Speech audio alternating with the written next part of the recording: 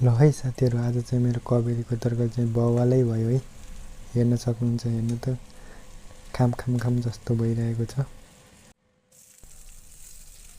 हल्का यो चाहिँ प्याज हो, मैले काटिसकेको प्याज हालिसकेँ। अनि यो चाहिँ कबेली हो, यो चाहिँ कबेली हरियो मैले बोक्रा नफालेको। यो चाहिँ मटर,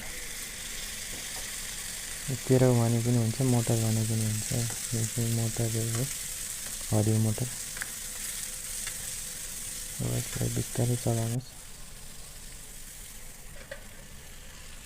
अब हल्का ढाकिसकेँ मैले चाहिँ यसलाई, ढाकेर अब खोल्छु यसलाई। अब हल्का बाफ हुँदैछ।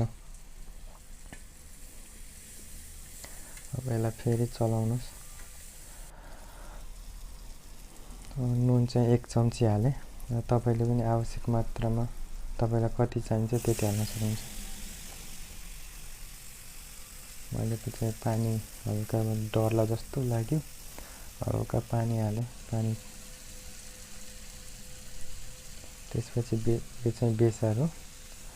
यो चाहिँ मैले घरबाट ल्याएको बेसार हो। यो चाहिँ आधा चम्चा बेसार हालिसक्यो।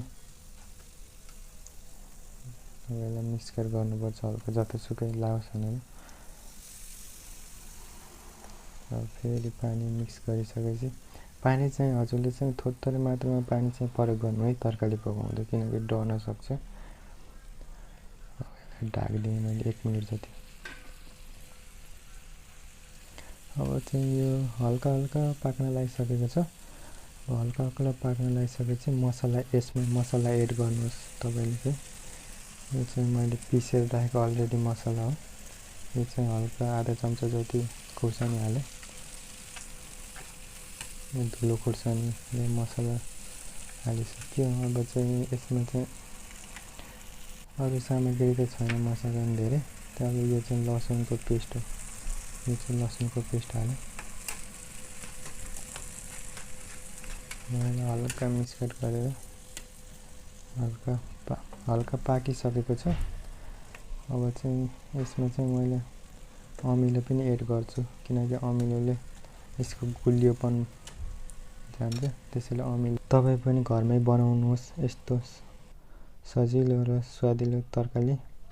भिडियो मन परे लाइक अनि शेयर सब्स्क्राइब गर्न नबिर्सिनु होला। फेरि भेटौँला अर्को रमाइलो रेसिपीमा। हस्त, धन्यवाद।